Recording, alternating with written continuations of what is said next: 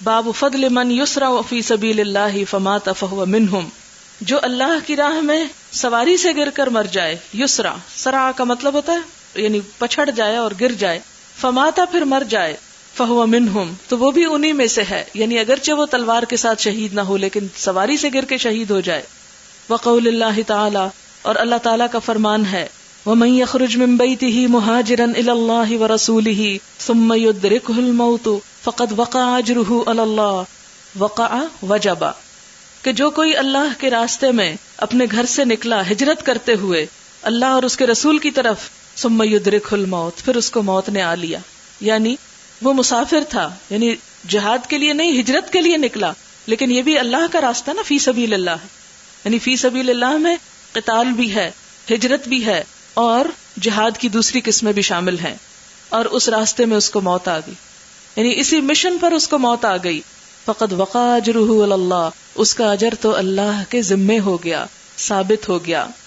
حدثنا عبد اللہ بن یوسف قال حدثنا اللیث حدثنا یحیی عن محمد بن یحیی بن حبان عن انس بن مالک عن خالته ام حرام بنت ملحان قالت نام النبی صلی اللہ علیہ وسلم یوما قریبا منی، کہ ایک دن نبی صلی اللہ علیہ وسلم میرے پاس سوئے، یعنی میرے گھر میں، قریبا منی سے مطلب میرے قریب یعنی میرے گھر میں مراد ہے۔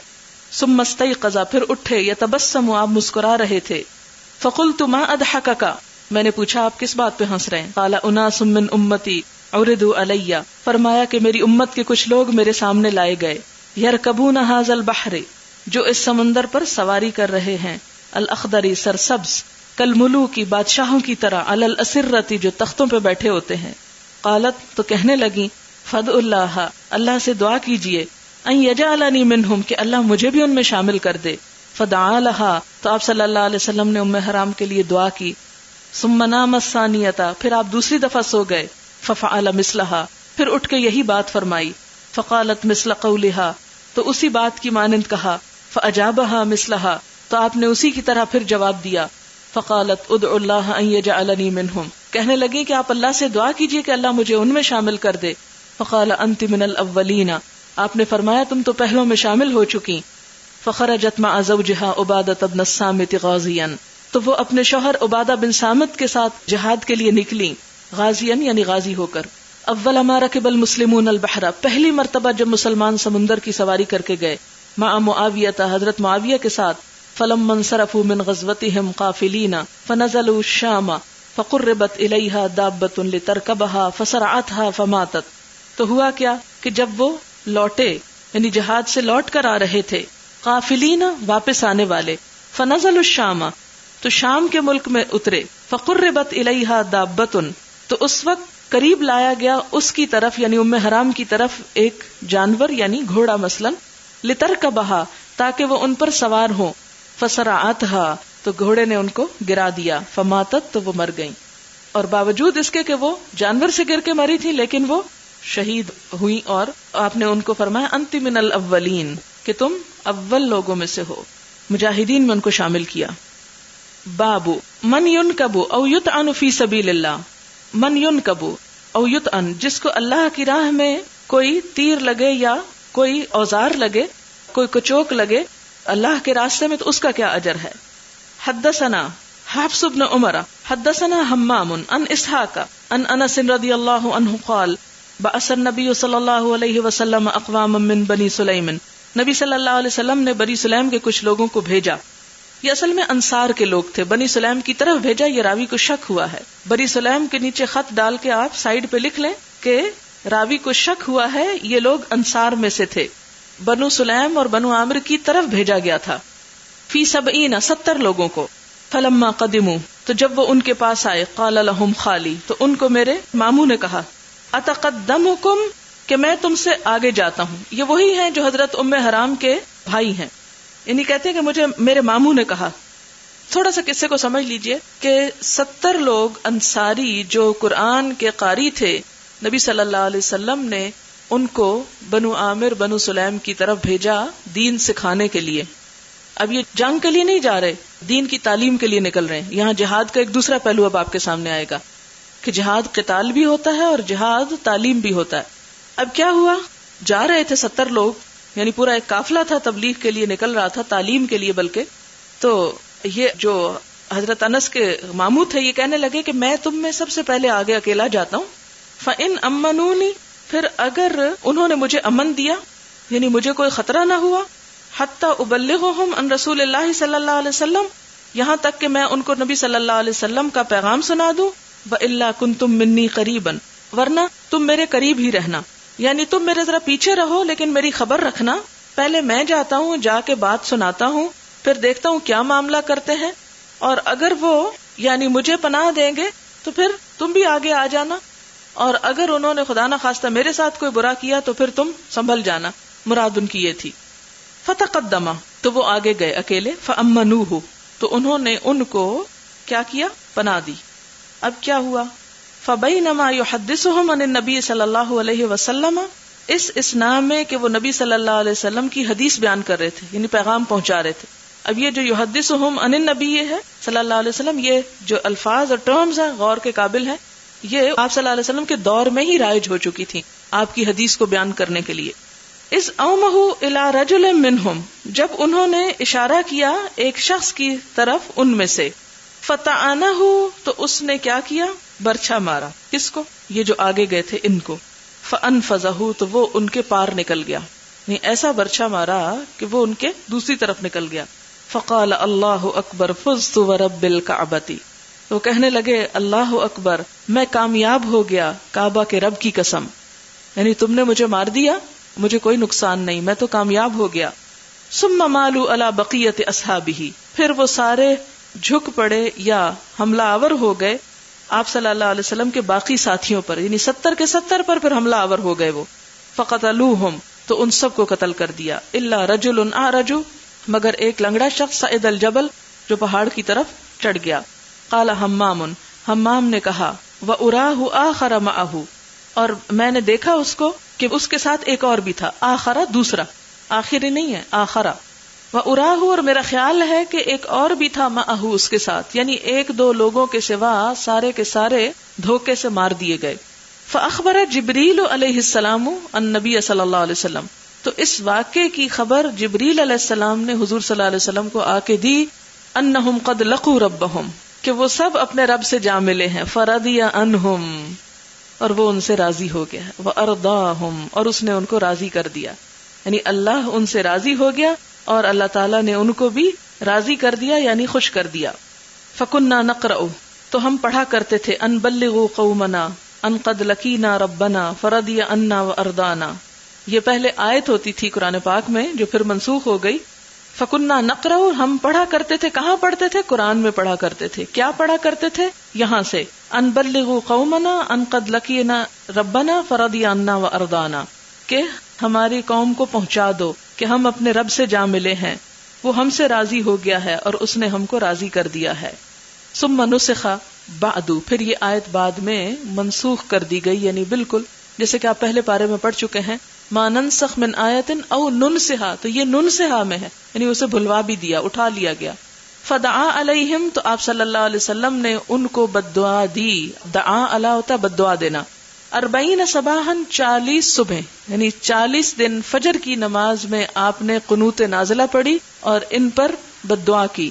علی رعل و زکوان یہ قبیلوں کے نام ہیں. کس کس کے اوپر بددعا کی, رعل پر, زکوان پر, و بنی لحیان پر اور بنی اسیہ پر. الذین عصوا اللہ ورسولہ صلی اللہ علیہ وسلم جنہوں نے اللہ اور اس کے رسول صلی اللہ علیہ وسلم کی نافرمانی کی تھی.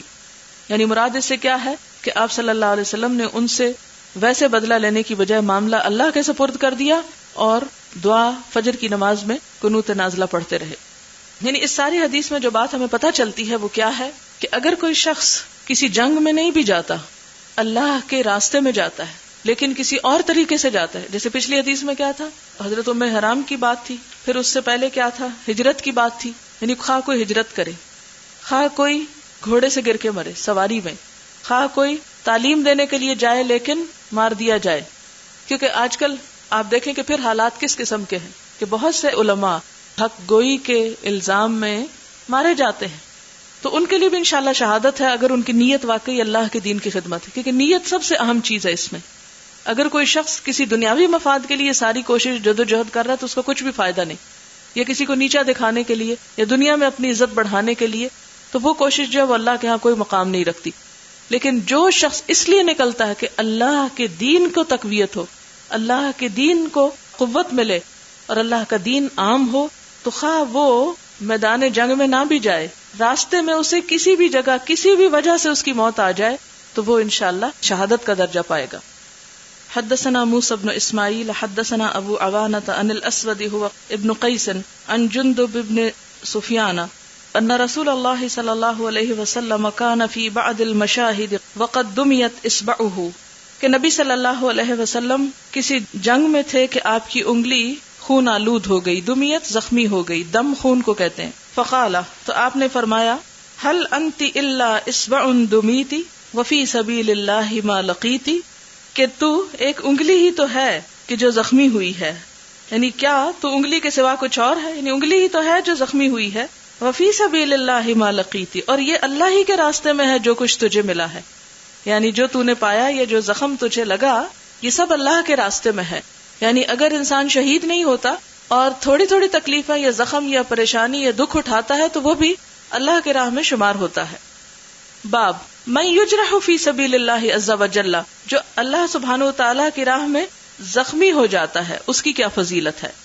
حدثنا عبداللہ بن یوسف اخبرنا مالک عن ابی الزناد عن الاعرج عن ابی ہریرہ رضی اللہ عنہ ان رسول اللہ صلی اللہ علیہ وسلم قال، نبی صلی اللہ علیہ وسلم نے فرمایا، والذی نفسی بیدہ، قسم اس ذات کی جس کے قبضے میں میری جان ہے، لا یکلم احد فی سبیل اللہ، نہیں کوئی زخمی ہوتا اللہ کی راہ میں، واللہ اعلم بمن یکلم فی سبیلی، اور اللہ ہی جانتا ہے جو زخمی ہوتا ہے اس کے راستے میں، الا جاء یوم القیامت، مگر یہ کہ وہ قیامت کے دن آئے گا، واللون لون الدم، اور رنگ جو ہے وہ خون کا رنگ ہوگا، یعنی زخم جو ہے اس کا، والریح ریح المسک، اور اس کی خوشبو جو زخم کی ہوگی وہ مسک کی خوشبو ہوگی. یعنی جس شخص کو اللہ کی راہ میں کوئی زخم لگے گا، قیامت کے دن وہ اس زخم سمیت آئے گا اور اس زخم سے خون بہ رہا ہوگا، لیکن اس خون کی جو خوشبو ہوگی وہ خون والی نہیں بلکہ مسک کستوری جیسی ہوگی. باب قول اللہ عز وجل، قل کہہ دیجئے، هل تربصون بنا، کیا تم انتظار کر رہے ہو ہمارے بارے میں، الا احدى الحسنیین، مگر دو بھلائیوں میں سے ایک کا، کہ مسلمان کے لیے اللہ کی راہ میں نکلنا کسی بھی طرح نقصان دہ نہیں. اگر وہ جیت جاتا ہے تو غازی، اور اگر شہید ہو جاتا ہے تو اس سے بھی بلند مرتبہ. والحرب سجال، اور جنگ جو ہے وہ ڈول ہے. سجال سجل سے ہے، ڈول یعنی جس طرح ہرقل کے سامنے ابو سفیان نے کہا تھا کہ جب ہمارے اور ان کے درمیان جنگ ہوتی ہے تو کبھی ہم جیت جاتے ہیں کبھی وہ جیت جاتے ہیں. ڈول اصل میں پانی بھرنے کے لیے استعمال ہوتا ہے اور اسی سے ایک طرح سے باری مقرر ہوتی ہے، جس کی باری ہوتی ہے اس کو ڈول دے دیا جاتا ہے، چاہے 4 لوگ کھڑے ہوں، لیکن جب پانی ایک نکال لیتا ہے تو وہ کس کو دیتا ہے؟ اچھا اب کس کی باری ہے اس کو دے دیتا. تو یعنی باری کے مقرر کرنے کے لیے لفظ استعمال ہوا ہے کہ لڑائی ڈول کی طرح، یعنی کبھی ہماری باری کبھی ان کی باری. حدثنا یحییٰ بن بکیر حدثنا اللیث حدثنی یونس عن ابن شہاب عن عبید اللہ بن عبد اللہ ان عبد اللہ بن عباس اخبرہ ان ابا سفیان بن حرب اخبرہ ان ہرقل قال له سألتک کیف کان قتالکم ایاہ. ہرقل نے ابو سفیان بن حرب سے پوچھا کہ تمہارے اور اس کے درمیان جنگ کا کیا عالم ہوتا ہے، یعنی جنگ کیسے ہوتی ہے. فزعمت ان الحرب سجال ودول، تو تم نے کہا، زعمت تم نے کہا کہ ہماری ان کی لڑائی ڈولوں کی طرح ہے، ودول اور یہ بھی ڈول ہے یعنی کبھی ادھر کبھی ادھر.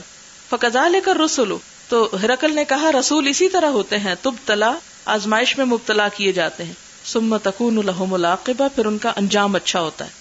یعنی جب انسان اللہ کے راستے میں نکلتا ہے تو ضروری نہیں کہ اس کی کوشش ضرور کامیاب بھی ہو، کبھی کامیابی ہو جاتی ہے اور کبھی انسان کو اس راستے میں ناکامی بھی ہوتی ہے. لیکن اگر ناکامی بھی ہو تو انسان کو پریشان نہیں ہونا چاہیے، اس کا بھی انجام اللہ کے ہاں بہت اچھا ہے. باب قول اللہ عز وجل من المؤمنین رجال صدقوا ما عاہدوا اللہ علیہ، کہ مومنوں میں سے کچھ لوگ ایسے ہیں جنہوں نے اللہ سے جو عہد کیا تھا اس کو سچ کر دکھایا. فمنہم من قضى نحبہ، اب کوئی تو ان میں سے ایسا ہے جو اپنا کام پورا کر چکا. ومنہم من ينتظر، اور کوئی جو انتظار کر رہا ہے. وما بدلوا تبدیلا، اور نہیں انہوں نے بات بدلی، یعنی جو عہد کیا تھا اس میں کوئی تبدیلی نہیں کی، اپنے پروگرام میں، اپنی نیت، اپنے ارادے میں کچھ بھی ان کے فرق نہیں آیا۔ تو اس سے کیا پتہ چلتا ہے کہ اللہ کی راہ میں جو اہل ایمان ہوتے ہیں جب وہ کوئی عہد کر لیتے ہیں تو اس کو اپنی جان کی قیمت پر بھی نبھاتے ہیں۔ تو عہد پورا کس طرح کیا کہ انہوں نے اپنی جان تک دے ڈالی، شہید ہو گئے۔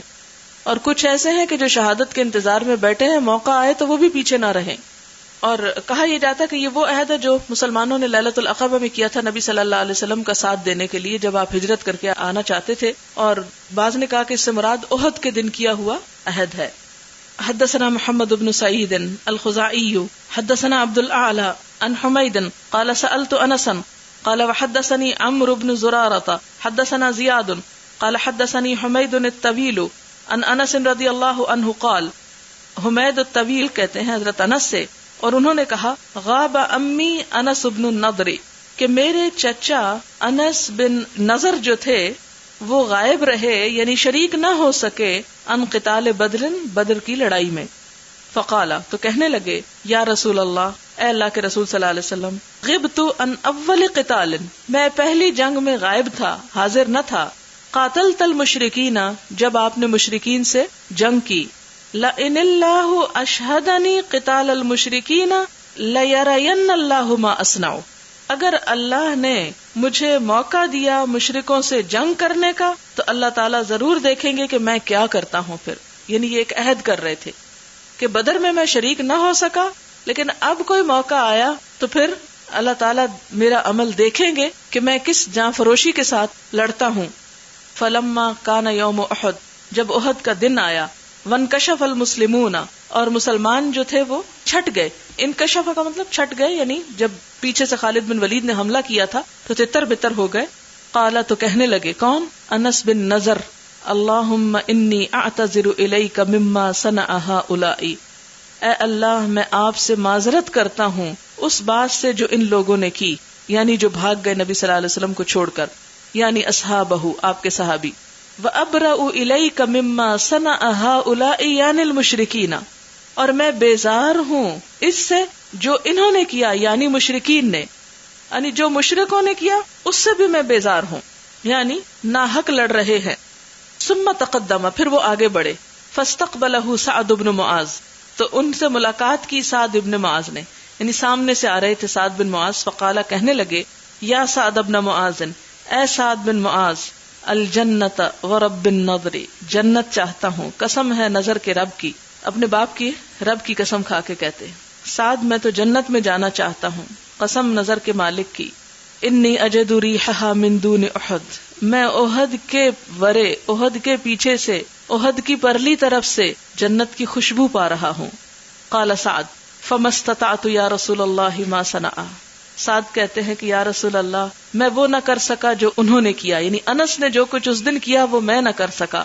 قال انس، انس کہتے ہیں، فوجدنا به بدعا و80 ضربۃ، کہ ہم نے ان کے جسم میں 80 سے زیادہ زخم دیکھے، بالسیف، تلوار کے، او طعنۃ برمح، یا نیزے کے کچوکے، طعنہ کچوکے کو کہتے، او رمیۃ بسہم، یا تیر کے نشان، یعنی رمیہ پھینکنے کو کہتے ہیں، اور پھینک کے جو نشان لگتا ہے، یعنی 80 سے زیادہ زخم تھے، کس کے؟ تلوار، برچھے، تیر وغیرہ کے۔ ووجدناہ قد قتل، اور ہم نے آپ کو پایا، یعنی کس کو؟ انس بن نضر کو، کہ آپ قتل ہو چکے تھے۔ وقد مثل بہ المشرکون، اور صرف شہادت ہی نہیں پائی، مشرکین نے ان کا مسلح بھی کیا۔ مسلح کیا ہوتا ہے؟ ناک، کان، ہاتھ، پاؤں کاٹ ڈالنا۔ فما عرفہ احد، تو ان کو کوئی پہچان نہ سکتا تھا۔ ایک جسم پر 80 سے زیادہ نشان پڑ جائیں زخموں کے تو جسم کا کون سا حصہ سلامت رہے گا؟ اور پھر ناک، کان وغیرہ بھی کاٹ لیے جائے تو باقی کیا بچتا ہے؟ تو کوئی ان کو پہچان بھی نہیں سکتا تھا کہ یہ کون ہیں، اتنے زیادہ انہوں نے اللہ کی راہ میں زخم کھائے۔ الا اختہ ببنانہ، مگر آپ کی بہن نے آپ کی انگلیوں کی پوریں دیکھ کر، یہ ظاہر ہے کہ جو قریبی رشتہ دار ہوتے ہیں وہ جسم کے ایک ایک حصے کی شناخت کر سکتے ہیں۔ قال انس، انس کہتے ہیں، كنا نرى او نظن ان هذه الآية نزلت فيه وفي اشباهه، کہ ہم سمجھتے تھے اور ہمارا گمان یہ تھا کہ یہ آیت آپ ہی کے بارے میں نازل ہوئی ہے یا آپ جیسوں کے بارے میں، یعنی حضرت انس بن نضر کے بارے میں۔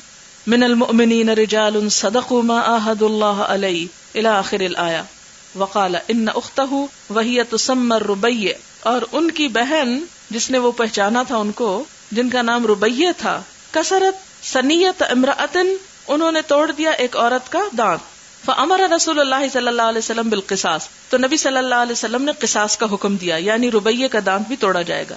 فقال انس، تو یہی انس کہنے لگے یا رسول اللہ والذی بعثک بالحق لا تکسر ثنیتها، قسم اس ذات کی جس نے آپ کو حق کے ساتھ بھیجا، ان کا دانت نہیں توڑا جائے گا۔ فرضوا بالعرش، تو وہ تاوان پر راضی ہو گئے، وترکوا القصاص، اور انہوں نے قصاص معاف کر دیا، یعنی دیت پہ راضی ہو گئے اور قصاص چھوڑ دیا، یہ مخالف جو تھے۔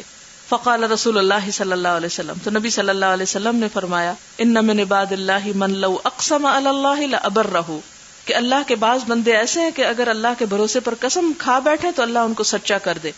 یہی انس جو تھے، انہوں نے بہن کے بارے میں کیا کہا تھا کہ نہیں اللہ کی قسم دانت نہیں توڑا جائے گا، یعنی کوئی اور طریقہ نکل آئے گا، اللہ تعالیٰ کوئی اور راہ پیدا کر دیں گے، اور اللہ نے پیدا کر دیے۔ اور پھر انہوں نے جو عہد کیا کہ میں اللہ کی راہ میں بہادری کے جوہر دکھاؤں گا، اللہ نے وہ بھی پورے کر دیے۔ حدثنا ابو الیمان اخبرنا شعیب عن الزہری وحدثنا اسماعیل قال حدثني اخی عن سلیمان اراہ عن محمد بن ابی عتیق عن ابن شہاب عن خارجۃ بن زید ان زید بن ثابت رضی اللہ عنہ قال نسخت الصحف فی المصاحف، میں نے لکھے صحیفے مصحف میں، یعنی میں نے کئی ورقے لکھے قرآن پاک کے۔ کس نے؟ زید بن ثابت۔ ففقدت، میں نے گم پائی آیت من سورۃ الاحزاب، سورۃ احزاب کی ایک آیت، کنت اسمع رسول اللہ صلی اللہ علیہ وسلم، میں اس کو نبی صلی اللہ علیہ وسلم سے سنا کرتا تھا، یقرأ بہا، کہ آپ اس کو پڑھتے تھے۔ فلم اجدھا، تو میں نے اس کو نہ پایا، الا مع خزیمہ، مگر خزیمہ کے پاس، ابن ثابت الانصاری، الذی جعل رسول اللہ صلی اللہ علیہ وسلم شہادتہ، کہ جن کی گواہی کو نبی صلی اللہ علیہ وسلم نے کر دیا تھا شہادت رجلین، دو مردوں کی گواہی کے برابر، وہو قولہ، اور وہ اس آیت میں ہے من المؤمنین رجال صدقوا ما عہد اللہ علیہ، یعنی وہ آیت کون سی تھی؟ یہ آیت تھی۔ اچھا، یہاں تھوڑی سی بات سمجھنے کی ہے کہ آپ کو معلوم ہے کہ حضرت ابو بکر رضی اللہ تعالیٰ عنہ کے دور میں صحابہ کرام کے مشورے سے یہ بات طے پائی تھی کہ قرآن پاک کو ایک جگہ جمع کیا جائے، اور یہ کام پھر حضرت زید بن ثابت اور ایک کمیٹی کے سپرد ہوا، اور انہوں نے جتنے لوگوں کے پاس لکھا ہوا الگ الگ موجود تھا ان سب سے نقل کر کے ایک نسخہ بنانا شروع کیا۔ اب زید بن ثابت جو تھے وہ لکھتے تھے، اب باقی سارا مصحف جو تھا وہ لکھا ہوا مل گیا، یہ آیت نہیں مل رہی تھی۔ اب کوئی بھی وجہ ہو سکتی ہے، لیکن یہ آیت سینکڑوں صحابہ کو زبانی یاد تھی، زبانی تو سب کو یاد تھی، لیکن طے کیا پایا تھا کہ لکھے ہوئے سے لکھا جائے گا، اور اس کے کم از کم 2 کاپیاں بھی ہوں۔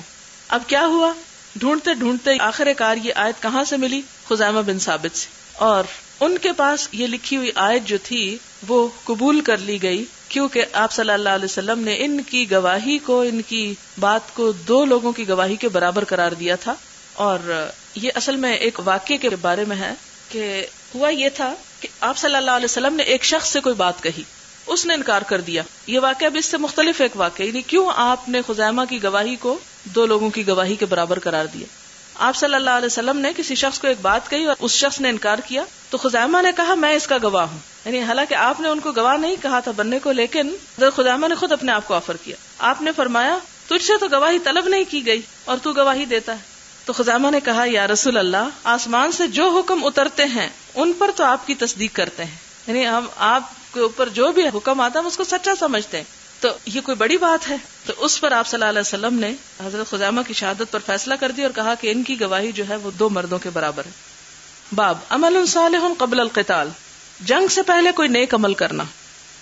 وقال ابو الدرداء انما تقاتلون باعمالکم، انما بے شک، تقاتلون تم جنگ کرتے ہو، باعمالکم اپنے نیک اعمال کی وجہ سے۔ اس سے کیا پتہ چلتا ہے؟ نیکی کو راہ دیتی ہے، ایک نیکی دوسری نیکی کا دروازہ کھولتی ہے، یعنی جب انسان نیکی کے راستے میں نکلتا ہے تو کیا ہوتا ہے، اس سے مزید نیکیاں جنم لیتی، خیر سے خیر پھوٹتی ہے۔ وقوله عز وجل یا ایھا الذین آمنوا لم تقولون ما لا تفعلون، اور اللہ تعالیٰ کا فرمان ہے کہ اے لوگو جو ایمان لائے ہو تم کیوں کہتے ہو وہ بات جو کرتے نہیں ہو۔ کبر مقتا عند اللہ ان تقولوا ما لا تفعلون، اللہ کے نزدیک یہ بات بہت بڑی ہے کہ جو تم کہو وہ نہ کرو۔ ان اللہ یحب الذین یقاتلون فی سبیلہ صفا کأنہم بنیان مرصوص، بے شک اللہ تعالیٰ محبت رکھتا ہے ان لوگوں سے جو اس کی راہ میں جنگ کرتے ہیں صف بنا کر، اور ایسی صفیں گویا کہ وہ دیوار ہیں سیسا پلائی. مرصوص کہتے ہیں ایسی دیوار جس کے اوپر سیمٹ لگ چکا ہو، جس کے دو اینٹوں کے درمیان کا رخنا نظر نہ آئے. تو اردو میں اس کو سیسا پلائی کہتے ہیں. ضروری نہیں کہ دیوار کے اوپر سیسا ہی لگایا گیا. پرانے زمانے میں کیا ہوتا تھا، سیمنٹ تو نہیں ہوتا تھا، تو جس دیوار کو خوب مضبوط کیا جاتا تھا اس پہ سیسا ڈالا جاتا تھا تاکہ اینٹوں کے درمیان کے جو گیپ ہیں وہ ذرا بھی نہ ہو، کیونکہ اگر وہ گیپ رہ جائے تو پھر وہ دیوار کمزور ہو جاتی ہے. ایک اینٹ گری تو سب کو گرنے کی دعوت ہو جاتی. اس سے مراد کیا ہے کہ اللہ کی راہ میں اتحاد اور اتفاق سے جنگ کرنے کی برکت ہی کچھ اور ہے.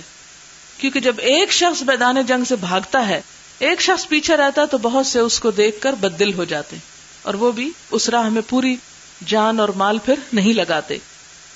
حدثني محمد بن عبد الرحیم حدثنا شبابہ ابن الصوار الفزاری حدثنا اسرائیل عن ابی اسحاق قال سمعت البراء رضی اللہ عنہ یقول، میں نے براء سے سنا رضی اللہ تعالیٰ عنہ سے جو کہہ رہے تھے، اتى النبی صلی اللہ علیہ وسلم رجل مقنع بالحدید، کہ نبی صلی اللہ علیہ وسلم کے پاس ایک شخص آیا جو لوہے سے چھپا ہوا تھا. یعنی مقنع بالحدید یعنی ڈھال وغیرہ اس نے آگے رکھی ہوئی تھی، اس کی شکل نظر نہیں آ رہی.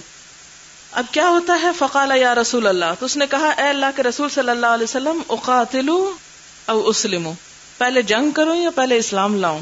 یعنی کافروں کا شخص تھا اور وہ مسلمانوں میں شریک ہوا. قال اسلم، فرمایا پہلے اسلام لاؤ. ثم قاتل، پھر جنگ کرو. فاسلم، تو وہ اسلام لے آیا. ثم قاتل فقتل، پھر اس نے جنگ کی تو وہ مارا گیا، شہید ہو گیا. فقال رسول اللہ صلی اللہ علیہ وسلم، تو نبی صلی اللہ علیہ وسلم نے فرمایا، عمل قلیلا و اجر کثیرا، تھوڑا سا عمل کیا لیکن اجر بہت بڑا پایا. یعنی جہاد کا اتنا بڑا اجر اللہ کی راہ میں مارے جانے کا. اس سے ملتا جلتا ایک اور واقعہ ہے جو بہت دلچسپ ہے، پہلے بھی میں نے شاید سنایا تھا کلاس میں، کہ نبی صلی اللہ علیہ وسلم جب وہ غزوہ خیبر کے لیے گئے تو آپ کو معلوم ہے کہ یہودی جو تھے وہ قلعے کے اندر بند ہو گئے اور قلعے کے آس پاس مسلمانوں نے گھیرا ڈال لیا چاروں طرف. اتنے میں ایک کالا بجنگ لڑکا جو چرواہا تھا، جس کا نام اسود راعی تھا، اسود سیاہ اور راعی یعنی چرواہا، جب اس نے سنا کہ مسلمان آئے ہیں اور وہ باہر ہیں اور محمد صلی اللہ علیہ وسلم بھی تشریف لائے ہیں، تو وہ بکریاں چراتا چراتا قلعے سے باہر آ گیا. ظاہر ہے اس کی تو جنگ نہیں تھی، وہ تو ایک مزدور آدمی تھا. تو اس نے کہا دیکھوں تو صحیح کہ محمد صلی اللہ علیہ وسلم کون ہے اور کیا کہتے ہیں، کیسے آدمی ہیں، ان کا نام میں نے بہت سن رکھا ہے. تو وہ بکریاں لے کر قلعے سے نکلا اور پوچھتا پوچھاتا مسلمانوں کے لشکر میں آ گیا اور پوچھا کہ محمد صلی اللہ علیہ وسلم کہاں ہیں. نبی صلی اللہ علیہ وسلم کے بارے میں لوگوں نے بتایا کہ وہ فلاں خیمے کے اندر ہے. وہ کہتا ہے کہ مجھے یقین نہیں آیا کہ اس خیمے کے اندر، یہ اتنا نام ہے ان کا اور اتنے چھوٹے سے خیمے میں، یہ کھجور کا معمولی سا خیمہ، جھونپڑی سی، اس میں اتنا بڑا سردار، اتنا بڑا نبی، وہ اس خیمے کے اندر. لیکن جب لوگوں نے بار بار کہا تو وہ اس میں چلا گیا. یعنی پھر اس کو یقین آ گیا کہ سب یہی کہہ رہے ہیں. جب اندر داخل ہوا تو نبی صلی اللہ علیہ وسلم تشریف فرما تھے. جا کر کہا یا رسول اللہ صلی اللہ علیہ وسلم، آپ کیا پیغام لے کر آئے، آپ کیا بتاتے ہیں؟ آپ نے مختصراً بتایا، یعنی توحید کے عقیدے کی وضاحت کی. کہنے لگا اگر میں اس پیغام کو قبول کر لوں تو میرا کیا مقام ہوگا، یعنی میں تو ایک مزدور آدمی ہوں. آپ صلی اللہ علیہ وسلم نے فرمایا ہم تمہیں سینے سے لگائیں گے، تم ہمارے بھائی ہو جاؤ گے، اور جو حقوق دوسروں کو حاصل ہے وہ تمہیں بھی حاصل ہوں گے. کہنے لگا آپ مجھ سے ایسی بات کرتے ہیں، مذاق کرتے ہیں، میں ایک کالا بجنگ چرواہا سیاہ فام، میرے بدن سے بدبو اٹھ رہی ہے، اس حالت میں آپ مجھے سینے سے لگائیں گے؟ اور یہاں تو مجھے دھتکارا جاتے ہیں، ہر ایک مجھے برا بھلا کہتا ہے، حقیر سمجھتا ہے، میری ذلت کی جاتی ہے، اور آپ مجھے جو سینے سے لگائیں گے تو کس لیے لگائیں گے؟ اسے یقین نہیں آ رہا تھا. تو نبی صلی اللہ علیہ وسلم نے فرمایا اللہ کی مخلوق اللہ کی نگاہ میں سب برابر ہے، اس لیے ہم تمہیں سینے سے لگائیں گے. کہا اگر میں آپ کی بات مان لوں، مسلمان ہو جاؤں تو میرا انجام کیا ہوگا؟ تو آپ صلی اللہ علیہ وسلم نے فرمایا اگر تم اسی جنگ کے اندر مر گئے تو میں گواہی دیتا ہوں کہ اللہ تعالیٰ تمہارے اس چہرے کی سیاہی کو روشنی سے بدل دے گا اور تمہارے جسم کی بدبو کو خوشبو سے بدل دے گا، میں گواہی دیتا ہوں.